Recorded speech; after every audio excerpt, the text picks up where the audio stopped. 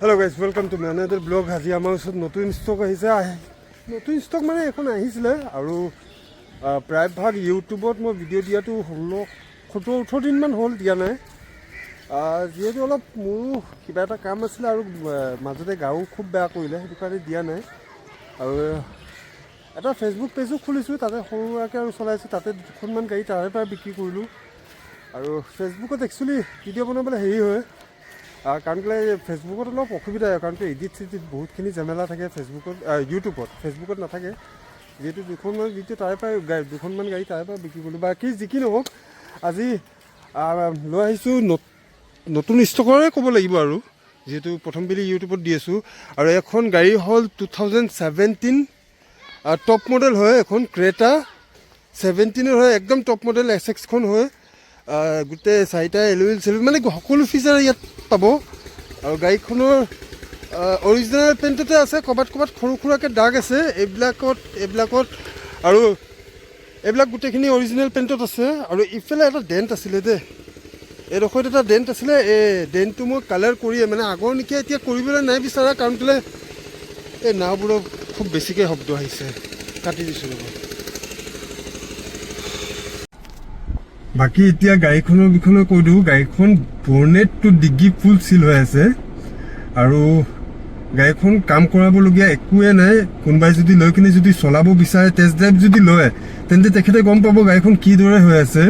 আৰু মই যদি কওঁ, গাড়ীখন যদি আপোনালোকে চলাই নহয়, একদম নতুনৰ নিচিনা অনুভৱ পাব, কাৰণ কেলৈ গাড়ীখন ইমানেই ধুনীয়া হৈ আছে। আৰু খুব মেইনটেনেঞ্চৰ গাড়ী, মানে খুব কমে থাকে তেনেকৈ। মালিকে বহুত মৰমতে চলাইছে গাড়ীখন, গম পোৱা গৈছে এতিয়া। আৰু গাড়ীখন চলিছে 58,601 কিলোমিটাৰ। আৰু ইয়াত সকলো ফিচাৰ পাই যায়। ইফালে মই গাড়ীতে বহি আছোঁ, AC চলাই কিনে বহিছোঁ, যিহেতু গৰম বহুত। আৰু ইফালে বাহিৰত ভিডিঅ'টো এতিয়া গাড়ীখনটো গোটেইখিনি দেখাই দিলোঁ, শব্দটো বহুত বেছি। তাৰপৰা আঁতৰি আহি কিনে এতিয়া গাড়ীতে ভিতৰতে বহি কিনে ভিডিঅ'টো বনাই আছোঁ। আৰু ফিচাৰ ৱাইজততো গম পালে এইখিনি গোটেইখিনি পাই যায়, গোটেইখিনি পাই যায়। আৰু চিটৰ মানে গাড়ীখন খুব নিট এণ্ড ক্লিন দেই।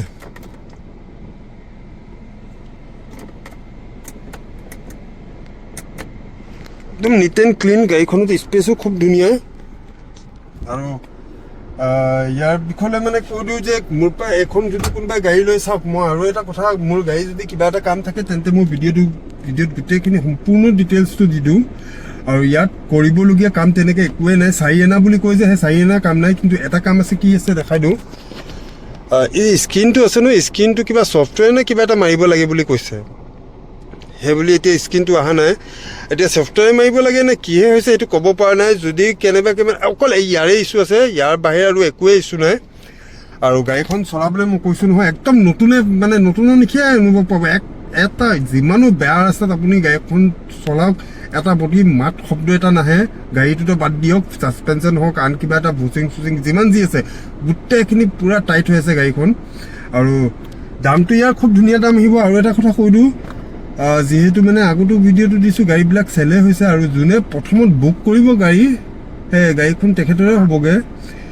পিছে মানে আকৌ বেয়া পোৱাপুৰি হ'ব নালাগে। মই আকৌ কওঁ যে, আপোনালোকে ফোন কৰিলে গাড়ীখনৰ ডিটেইলছ সোধাৰ পাছত আকৌ গধূলি ফোন কৰিব, ৰাতি ফোন কৰিব যে মই বুকিং মাৰিম, তেন্তে সেই বস্তুটো আকৌ মই বেলেগৰ পৰা বুক লৈ লওঁ। তাৰপিছত আপুনি কৈ যে মইতো কথা পাতি আছিলোঁ, আপুনি কেনেকৈ বুক কৰিলে। দাদা, মই আকৌ কৈছোঁ, যিকেইজনে মানে এনেকৈ চাই আগতে কৰিছে, তেখেতলোকক কৈছোঁ যে, দাদা, যদি মোৰ লগত কথা পাতে, সেই সময়তে যদি আপোনালোকে বুকিং কৰি দিয়ে, তেন্তে এই গাড়ীখন আপোনালোকৰ হৈ যাব। কিন্তু পাছত যদি আপুনি কয় যে মই 6-7 ঘণ্টা পাছত কিবা এটা চিন্তা কৰি কিনে বা আন কিবা এটা ভাবি কিনে তাৰপিছত আপোনাক বুকিং দি আছোঁ, সেই তেতিয়ালৈকে মই বেলেগৰ বুকিং লৈ ল'ম, তো সেইটো আকৌ কেঞ্চেল কৰি কিনে মই আপোনাক দিব নোৱাৰিম ন।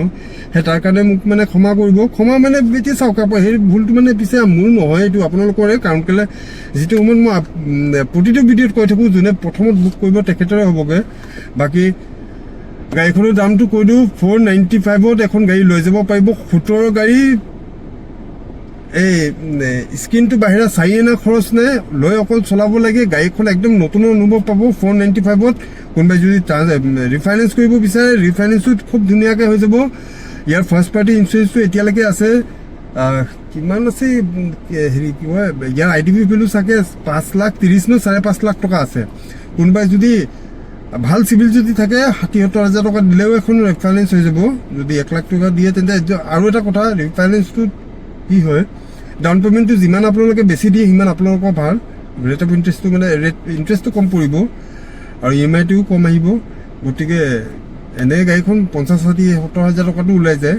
আৰু এটা কথা, যোনে বুক কৰিব আৰু আচ্ছা বুক কৰিব যদি চিভিল ৰিফাইনেন্স কৰে তেন্তে আপোনালোকে নিজৰ চিভিল চাই বুক কৰিব। এনে বুক কৰিব আকৌ চিভিলটো বেয়া। ইফালে আমাৰ হেৰিয়াৰখন যে আছে যে, এই হেৰিয়াৰখন প্ৰায়ভাগ আপোনাৰ আজি 15 দিনেই হ'ল ৰিফাইনেন্সত ফাইল লগাই থৈছোঁ। দাদা এজনে কথা পাতিছিলে, দাদাজন কি হ'ল যে আপোনাৰ ফেচবুকৰ পৰাই কথা পাতিছিলে, দুজনে বুকো হৈছে ফেচবুকৰ পৰা, কিন্তু তেখেতৰ চিভিলটো অলপ খেলি মেলি হৈছে। মাইকী মানুহ নামত লৈ আছে আৰু মাইকী মানুহ চিভিল ঠিকে আছে, মানে লোকেশ্যন কেতিয়াবা কিবা কিবি ঢেৰ কিবা আছে। তেতিয়া কালিলৈ চাওঁ, কালিলৈ সোমবাৰ, মানে মই ভিডিঅ'টো দেওবাৰে কৰিছোঁ, সোমবাৰে মোৰ ৰাতিপুৱা আপলোড হয়।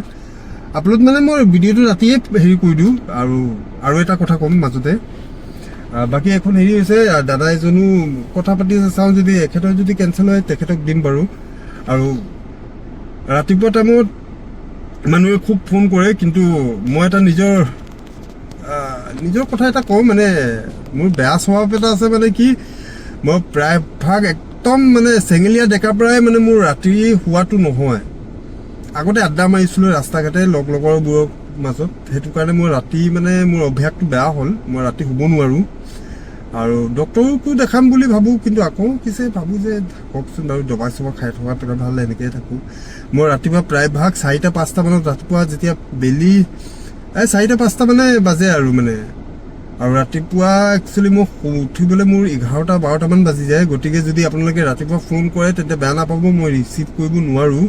আৰু পিছে মই মিছ কল যিমানখিনি পাওঁ আকৌ কল বেক কৰোঁ, সেইকাৰণে আপোনালোকে মানে ফোন কৰি আৰু বেয়া নাপাব। তেনেকৈ ক'বলৈ যে ফোন কৰিছিলোঁ ৰিচিভ নকৰিলে, মোৰ অলপ অসুবিধা হৈছে এইটো কোৱাৰ কাৰণে। টোপনি ক্ষতি, ৰাতি ক্ষতি মানে এদিন দুদিন নহয়, এইটো প্ৰায়ভাগ মোৰ 2005-6 চনৰ পৰাই এনেকৈ মোৰ প্ৰায়ভাগ আজি 20 বছৰ ওপৰে হ'ল।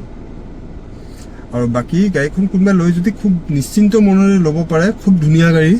আৰু যিবোৰ গাড়ীত কাম নাথাকে মই নিজে কৈ দিওঁ, আৰু যিবোৰ গাড়ীত কাম থাকে সেইখিনিও কৈ দিওঁ। ইয়াত কৰিবলগীয়া একো নাই, এণ্ড্ৰইডটো বাহিৰা। বাকী আজিৰ কাৰণে ইমানটোৱে আশা কৰিছোঁ। ভিডিঅ'টো আপোনালোকে চাই ভালে পায়। লাইক আৰু ছাবস্ক্ৰাইব কৰিবলৈ একেবাৰে পাহৰি নাযাব। আজিৰ কাৰণে ইমানটোৱে, ধন্যবাদ।